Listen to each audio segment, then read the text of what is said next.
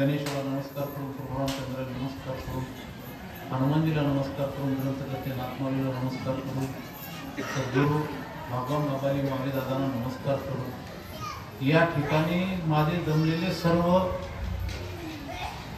सहकारी, वाचक, सूचक, तसेच वृद्ध, माझ्यापेक्षा वडीलधारे, लहान असतील आणि सर्व रामभक्त माता होतील, या सर्वांच्या चरणी नतमस्तक होऊन थोडा वेळ कसा पुन्हा तुम्हाला बसू. दोनच वया सांगणार आहे, कारण माझ्या 3 वया मी गुणराम महाराजाला देऊन टाकलेल्या आहेत. गुणराम महाराज, गुणराम नाही, गुणराम महाराजाला देऊन टाकले. धन्य आज दिन संत दर्शनाचा, अनंत जन्मीचा क्षीण गेला.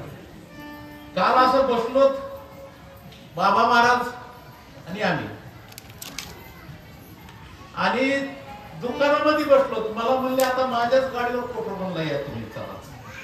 आम्ही तिथं आलो, पण मला एकच सांगितलं 9:30 किंवा 9च्या आत यायचंय चारदरीला. ठीक आहे म्हणलं, कारण आज अयोध्या कांडाची सांगताय आणि एवढा आनंद आहे. आम्ही जेवढे गुलाल लिहिलो तर गुलाल एवढी माहिती तुम्हाला नाही मिळणार आणि देणार की नाही. कारण या डोळ्यानं बघितलेला आनंद जो असतो, आमचे हे होते ना भीष्माचार्य काय नाचत होते तिथं, काय आनंद. आम्ही तिकडून आलो तेवढंच, पण ती मिरवणूक त्या पलीकडल्या कडीला होती.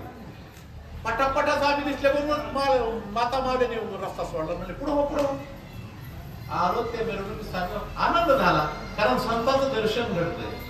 आणि ज्या ठिकाणी संतांचं दर्शन एवढंच नाही चालत महाराज, आपण इथे येतो आणि नुसतं जोडून जातो.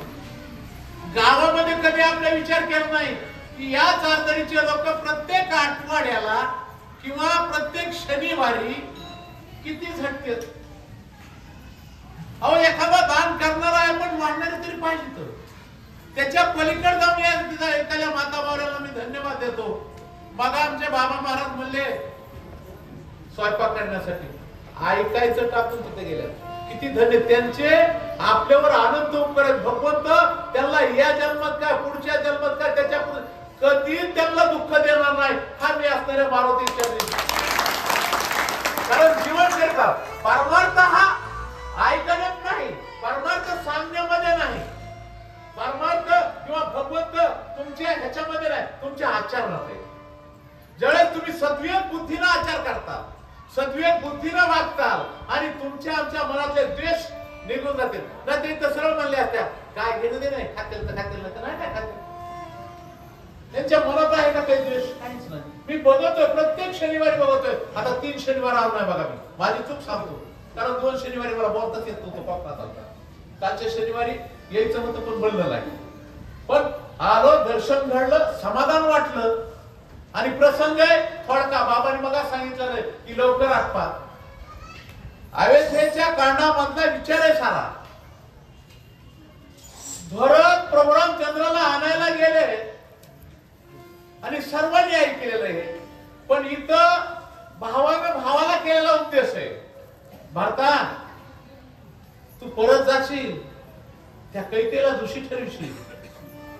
त्या कैकेला दोषी ठरू नको, कारण ती आपली आई आहे.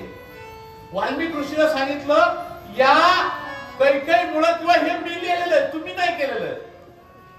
कारण बोलले वाल्मिक तैसेची करी वस्तू नाही नामामध्ये, अशी अवस्था होती. वाल्मिक ऋषीने त्यांची समजूत घातली. कारण तुमच्या आमच्यामध्ये जर कधी समजा विपोट आला का ना, विपोट संशय वाढला का, त्याच्यापेक्षा आपल्याला सांगणारा कोणीतरी गुरु लागतो. इथं हे उदाहरण असते. कारण त्याचं ऐकलं, वाल्मिक ऋषीने समजून सांगितलं आणि दोघाही भावाच्या मनामधला संशय निघून गेला. इकडे लक्ष्मणाच्या मनामध्ये एक संशय होता, ते तर संपला. भारताच्या मनामध्ये संशय. पण भरत हा प्रतिज्ञावंत आहे. मी प्रत्येक वेळेस सांगत असतो, रामायणामध्ये 3च संत आहेत, भरत, सीतादेवी आणि हनुमान. भरतानं पादुका घेतल्या, वसिष्ठाच्या म्हणण्यावर पादुका घेतल्या आणि एक जाहीर त्या ठिकाणी आवाहन केलं. वसिष्ठ मुनी, तुम्ही सर्व अयोध्येतले लोक ऐका, मी अयोध्येला परत जात आहे, पण अयोध्येतल्या राजवाड्यामध्ये जाणार नाही. कारण त्या ठिकाणी माझा प्रभू रामचंद्र नाही, माझे वडील नाही. आणि जोपर्यंत प्रभू रामचंद्र अयोध्येत येत नाही, तोपर्यंत मी या पादुका त्या सिंहासनावर ठेवीन आणि राज्य शस्त्रज्ञाच्या हातात देईन. आणि मी माझ्या नंदीग्रामाच्या ठिकाणी भगवंता रात्र दिवस तुझ्या नामचिंतामणे. मगाशी गोविंद तिन्ही अवस्थेत, जागृती, स्वप्नी, सुसुप्ती.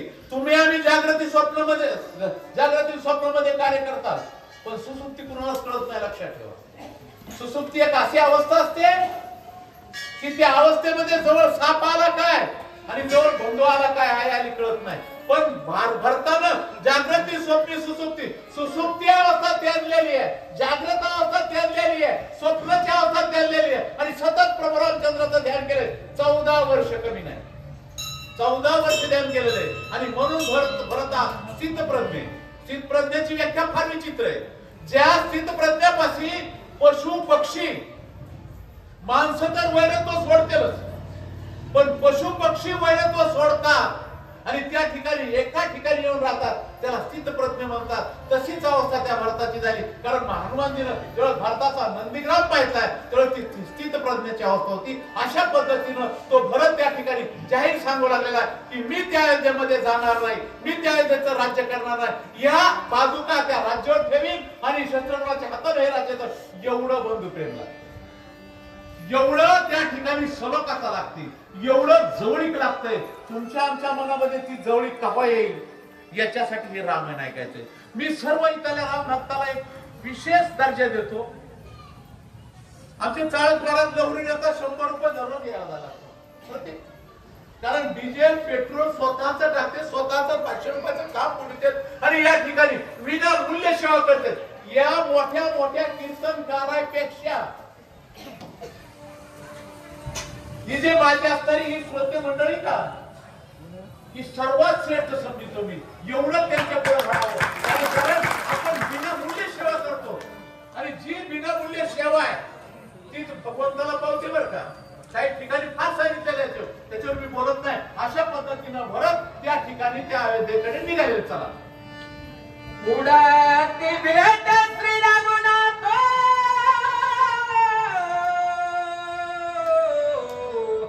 कवई माझे व्रत मस्तकी पादुका सतत स्वानंद व्यक्त वाहिले.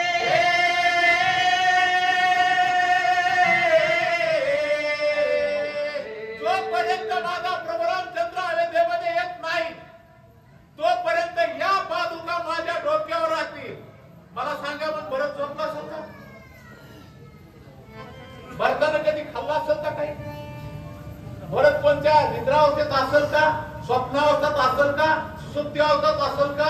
कारण जोपर्यंत माझा असलेला प्रभू रामचंद्र अयोध्येमध्ये येत नाही, बहीण केली आहे, प्रतिज्ञा ही, आणि तोपर्यंत मी त्या ठिकाणी असताना नंदीग्रामाच्या म्हणजे अयोध्या सोडून अयोध्येच्या शिवावर किंवा फरलांगावर एक नंदीग्राम मी कशाचा करायचा आहे? लाकडाचा करायचा आहे. तिथं कसा बसा निवारा करायचा आणि तिथं मी राहणार आहे, गवतावर थांबायचंय. असं त्या भारताची प्रतिज्ञा, याला म्हणतात प्रतिज्ञा, याला म्हणतात प्रेम, याला म्हणतात भक्ती, याला म्हणतात दास्यत्व, याला म्हणतात त्या ठिकाणचा विचार. रामलाही वनवासी विसरलो त्या दुखासी, पादुका रूपे मदपासी हारवीसी. माझा प्रभू रामचंद्र वनवासाला गेलेला हे माझ्या मनामध्ये दुःखच नाही. भारताच्या मनातला सद्भाव भरत सांगू लागले. माझा प्रभू रामचंद्र वनवासाला गेलेला आहे हे मला दुःखच नाही, कारण प्रभू रामचंद्राच्या पादुका तोच माझा राम आहे. इतकं दास्यत्व पाहिजे, इतकी सेवा पाहिजे, एवढा विचार पाहिजे. आपण दास्यत्व घडीवर करतो आणि पुन्हा आपण त्या कामाला लागतो. याचं कसं करायचं आणि त्याचं कसं करायचं. आणि हे द्वेषच जाई नाही तर आपण सुधरूच कावा, कारण जोपर्यंत द्वेष जात नाही तोपर्यंत आपण या प्रपंचामध्ये सुखी बनत नाही. लक्षात ठेवा. आणि प्रपंचात सुखी बनायचं असेल तर भक्तीच्या मार्गाला लावावं लागतं. भक्तीचा मार्ग जर धरला तर तुमचं आमचं जीवन सार्थक होतं, नाहीतर जीवन सार्थक होत नाही. याच्यासाठी तर रामाने घेतलं.